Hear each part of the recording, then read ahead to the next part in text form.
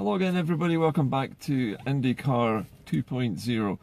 I say 2.0 in deference to the SNP's apparent support today for a thing called the Common Market 2.0.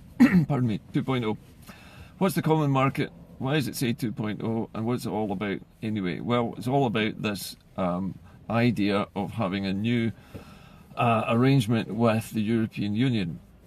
And originally when we joined the European Union, of course, it wasn't called the European Union, it was called the Common Market in the UK, and it was basically just that, the EEC it was officially called, the European Economic Community.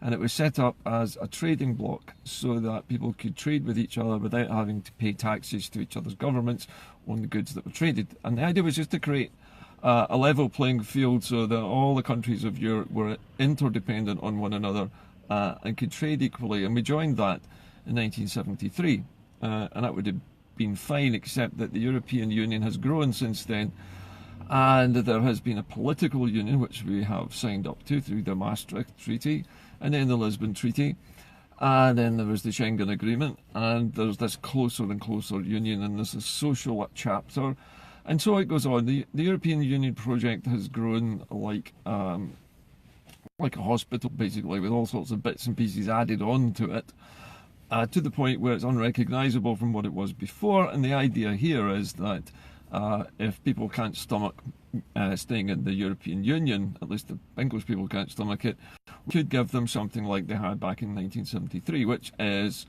effectively the trading bloc all over again. It would be just the tariff-free trade. In other words, a customs union and a single market. But the SNP is backing this, apparently, from what I've read anyway, just in the last 5 minutes, and all 35 SNP MPs are supposedly going to vote for this. And it also seems, and I'm saying, pardon me, it seems that the Labour Party is going to whip their members to vote for it as well. But does it stand any chance of actually being actioned by the government at all? Because as far as we're aware, that it is the stated intention of Theresa May's government, her administration, to keep forcing the Mrs May deal down everybody's throats until we eventually give up and vote for it, or we crash out of the European Union. So does this EEC Mark II, this Common Market 2.0, have any chance at all of succeeding where all the other pardon me, I've got lecture notes here, where all the other suggestions have failed?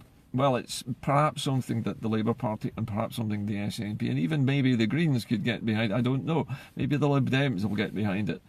But would the Tories get behind it? That's the big question, because it would mean a return to sort of 1974-75, where we're doing business with Europe, and the European Union is gradually developing, but we are not part of any of the political union or the social union or any of the other bits of union that affect our daily lives in terms of things like laws and legislation and human rights and things like that.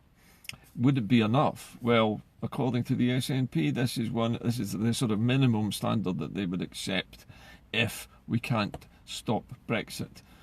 Joanna Cherry has said actually that she still thinks there's a chance that they can revoke Article 50. For my money, I think the problem with all of this is we're rather taking our eye off the ball here. We're being sucked down the rabbit hole into the whole Brexit sort of malaise that has infected the rest of England and Wales. And as a result of that, we're basically just being hoovered up into this big game. And the big game is basically, let's all talk about a lot of stuff that's never ever going to happen while Mrs May runs the clock down, and at the end of the week we'll be faced with having to vote for a fourth time on exactly the same deal again, because there's absolutely no guarantee that any of the stuff that is going to be voted on in the next few hours is actually going to make the slightest bit of difference to anything at all.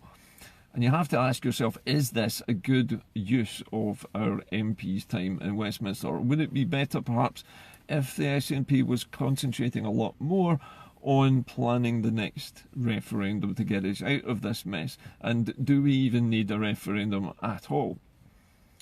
Now, another thing that has cropped up today, again, and this thing keeps floating back up to the surface like a turd in a pond. It is this new UK constitution that the Lords have apparently dreamt up, and it's been slowly processing through the House of Lords machinery in a very slow motion. But basically, this is this hideous new British constitution, which would make Scotland a vassal state forever and would prevent us from ever having any referendums again on anything at all, and all of the sovereignty would be vested in Westminster, and Scotland would no longer be a country and all this. It is basically just a load of total cobblers, and it has no chance, I don't think, of ever passing into law in any way, shape or form, because apart from anything else, Britain doesn't want to have a constitution, because Britain likes, I say Britain, what I really mean is London, the Westminster bubble, they like not having a constitution because it means they can make the rules up, which is what they're doing this week. And if they can't make the rules up, then it's very difficult for them to keep foisting unwanted policies and unwanted laws and unwanted cuts on the rest of us. But this thing has been floating around since 2015. That's when it first started to come to the surface. And I think it is just simply something to annoy those of us who want to leave the United Kingdom. It's there just to provoke us. It's there as a spoiler. It's there to make you feel unsafe. And frankly, I don't think it has a cat in hell's chance of ever becoming a law or ever becoming a full-blown constitution, because the British state doesn't want to have a constitution. Otherwise, they would have had a debate on this years ago. The Lords, well, they have to do something for the £300 a day. That's when they're awake, that is. And this is the best they could come up with, was some half-assed attempt to snatch power away from a next-door neighbour country with whom they have a treaty, but over whom they have absolutely no control whatsoever.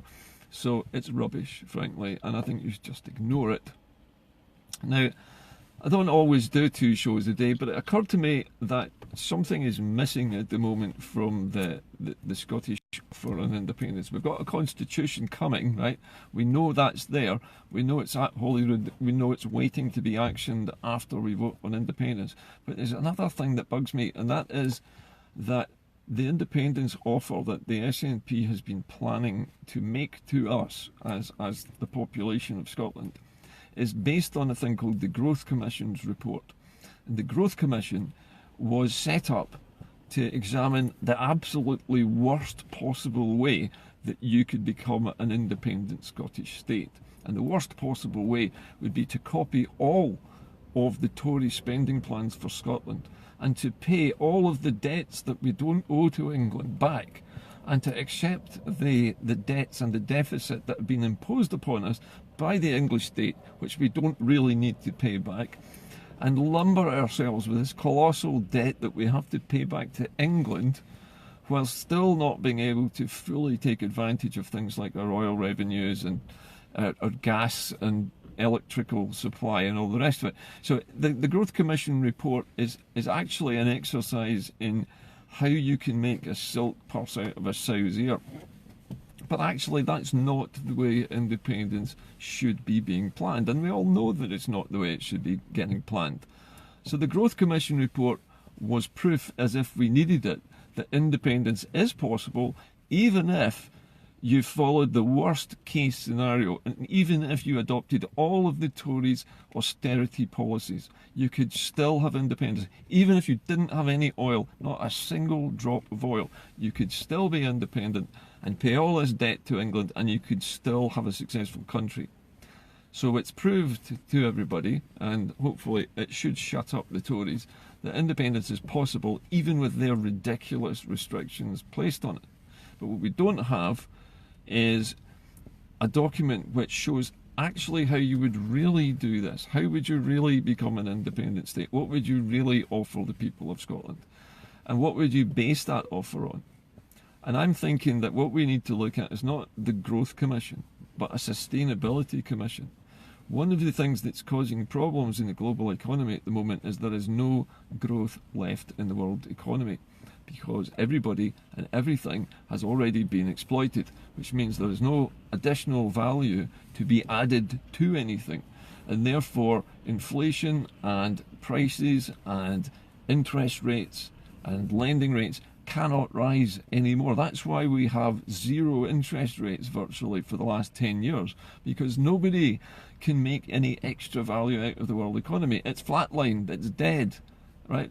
The capitalist explosion, which was based on growth, right, has stopped, because if we have another growth spurt now, at this moment, it will tip the world over into a major global catastrophe, because we would use up every resource that we have left, and the population explosion and the pollution explosion would kill the planet off.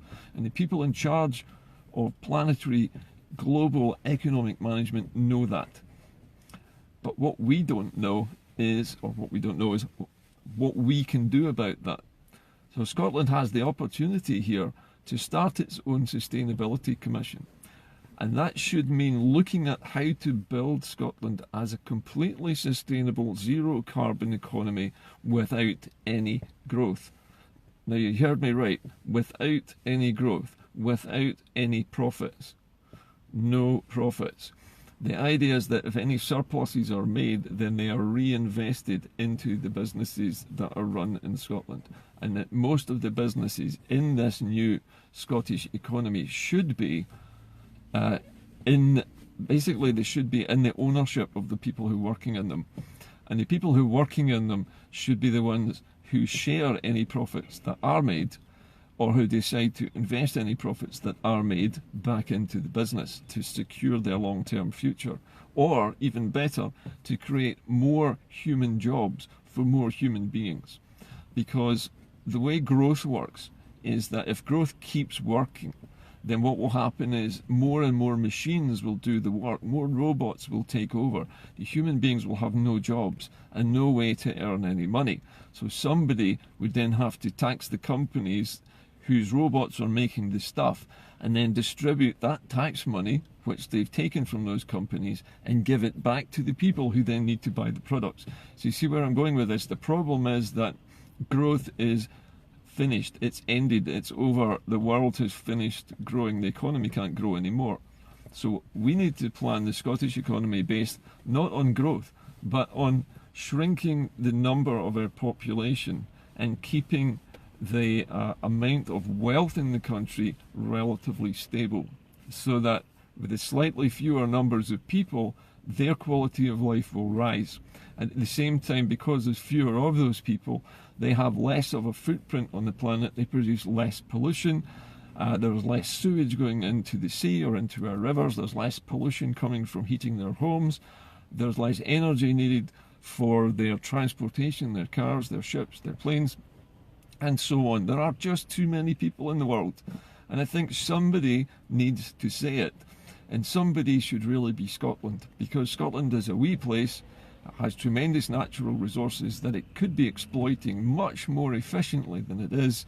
And its people could be living in relative comfort, if not exactly fantastic wealth, but very comfortably. Nobody should be poor in a country this size, especially not with things like oil and gas and wind and tide and water and whiskey and food and tourism and engineering and biomedical science and banking sector industries. We've got so many things that we earn money from that there's absolutely no reason at all why we cannot just keep our economy at exactly the same level it's at the moment, and simply just allow our population to decrease a little bit and not worry too much if we don't get too much immigration, because we always worry that there won't be enough young people coming through to take the jobs to pay for the pensions of the people who are retiring.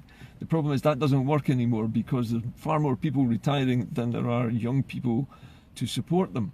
So we need a different model to support the people who are retiring.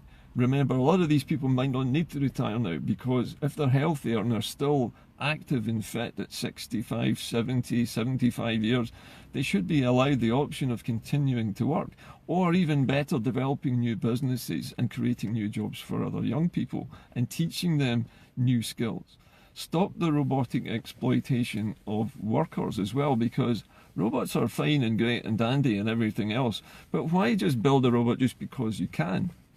It makes profit for a very small number of people, and that very small number of people get wealthier and wealthier, and everyone else gets poorer, and the robots get nothing anyway because they're machines, right? So we need to decide in Scotland how many jobs are going to be done by machines and which high-skilled jobs we want to protect and which jobs human beings are going to do. And we need to make sure that the human beings have meaningful lives with creative, enjoyable, satisfying work that gives life meaning, because at the end of the day, human beings' lives only have meaning from what they can achieve in their lifetimes. And if all you can achieve in your lifetime is sitting on a sofa watching Great British Bake Off and taking brew money, there's something wrong somewhere.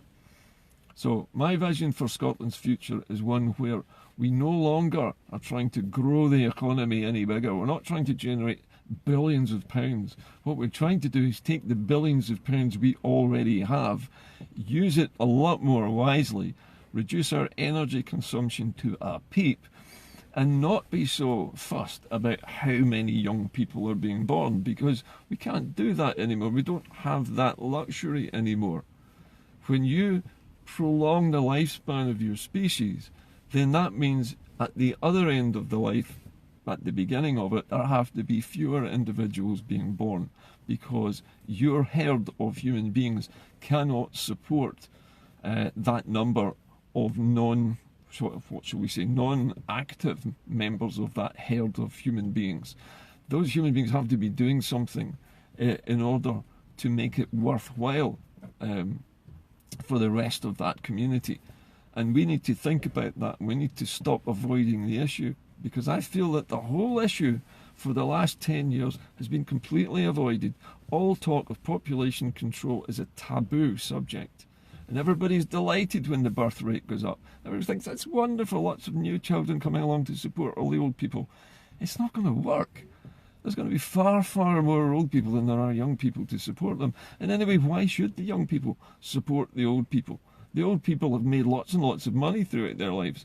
They should, if they've made plenty of money, be able to support themselves in their retirements if they've invested it wisely. And if they haven't, and they're still active, well, then they should still be allowed to work, and there should be work for them to do. But we need to stop thinking of this as though we are still living in the 1950s. We're not. People are living routinely up till their 90s and hundreds now. That's quite normal. My own family, a lot of my family members made it into their mid-90s, and they were all born, you know, at the beginning of the previous century.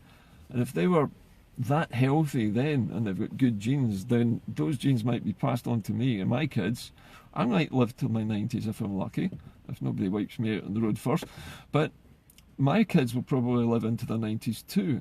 And that means that if they retire at about 70, that means they've got maybe 20, 25 years of not doing anything, what shall we say, not doing anything active to earn their crust, earn some money, because they've retired. But they might not want to retire, and they might not even need to retire. But we need to look at reducing the number of new human beings that we are introducing into our population, because although those new kids are welcome, we need them to sustain our numbers. We don't need to grow our numbers anymore. That's what is wrong with the planet at the moment. Our numbers have grown too big. We're using too much energy. We're using too many materials.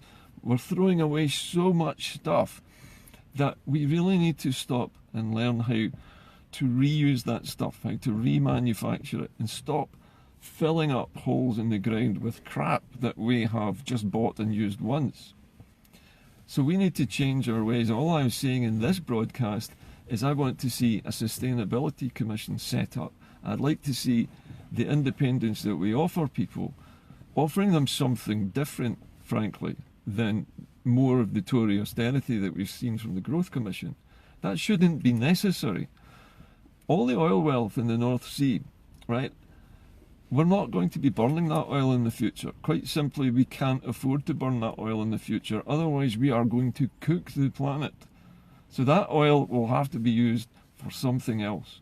If it's brought out of the sea at all, it can be cracked and turned into all sorts of other things. It can be turned into gas, for example. It can be converted into useful polymers and plastics and solvents and phosphates and nitrates and things for fertilizing the fields. But again, we dare not use it too much because we're already polluting the sea with too many nitrates and phosphates, which is causing algae to bloom in the sea and kill off the wildlife. We need to stop growing and we need to stop overusing things. And one of the worst things we ever did actually was discover and exploit oil. I know it sounds crazy to say that, but maybe it would be a good idea to leave the oil in the North Sea. Just leave it there and develop all the other new power industries that we've currently got. Offshore wind, offshore tide, combined wind and tide, big solar panels on every building, every single house to have solar panels by, say, the end of 2030. These kind of developments are the sort of thing that Scotland needs, not more of the same, not more burning fuel, not more mass production of stuff that we throw away. We could lead the world in this, and I've no doubt that we will lead the world in this one day, but we need a plan to do it. And what the SNP has provided so far is just not that. What the SNP has provided so far is proof, if it were needed, that independence is possible even with the austere policies and the stupidity of the Tories' normal method of doing things. But that's not how we're going to run the country, and it's not how it should be run. All of the utilities in Scotland should be publicly owned. Nobody should be paying thousands of pounds for their heating and lighting and electricity. We are being fleeced and gouged by massive multinational corporations. Have you seen the size of the Scottish Power building in Glasgow that was built recently? That building is where all your profit went. All that extra money that you paid for your electricity went into building that building and employing the thousands of people who sit in it every day, counting the billions of pounds that are rolling in from us, paying far too much for the energy that we're producing. We need our energy production to be owned by the state, and we need it to be under the control of some central authority like it used to be. Remember the good old days of the Electricity Board, the Coal Board, the Gas Board. These were publicly owned utilities. You knew where you were. You knew your gas, your electricity, your telephone bills were not going to skyrocket up. And the prices, the profits from those were not going to line the pockets of fat cat billionaires. They were going to go into a better service. So those things should always have been publicly owned. Likewise, the railways, the bus service, the ferries, all of those things, public service, public sector, public transport. The only things I think that you could probably leave in private hands would be taxis and possibly airplanes, because those are best done by multinational corporations who've got deep pockets for the fuel bills that they entail.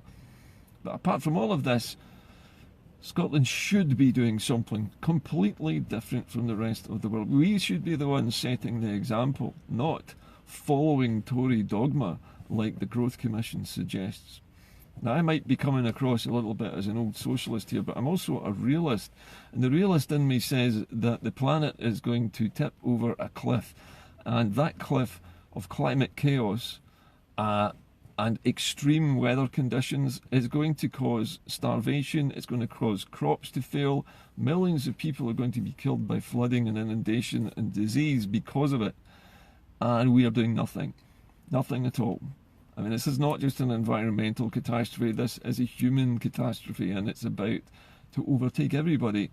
It's already overtaking the animal kingdom. David Attenborough has showed you just how almost every corner of the ocean now is polluted by human waste of one kind or another. It's not that, it's tampons, it's baby wipes, it's plastic bottles, it's plastic bags, it's fishing nets. It's every kind of crap that you can think of that human beings cannot be bothered to either reuse or dispose of. There are massive industries waiting to be created which Scotland should be pioneering right now. And we're not seeing that leadership from our Scottish Government yet. I'd like to see that. Really, that's all I wanted to say to you today. This is a personal viewpoint from me, not news, just my opinion. You might have similar opinions, you might have other ideas, but I think it's about time that the Scottish Government came out and said the Growth Commission report was a load of bollocks and we're going to throw it in the bin and produce something real now. And I'd like to see what it is. And I'd like to be on the board that decides what that should be, because a lot of us, and not just me, a lot of people are sick to death of high prices for energy, pollution everywhere, single-use plastics everywhere, no control over it at all. Packaging everywhere, single pieces of fruit covered in cling film. It's not needed.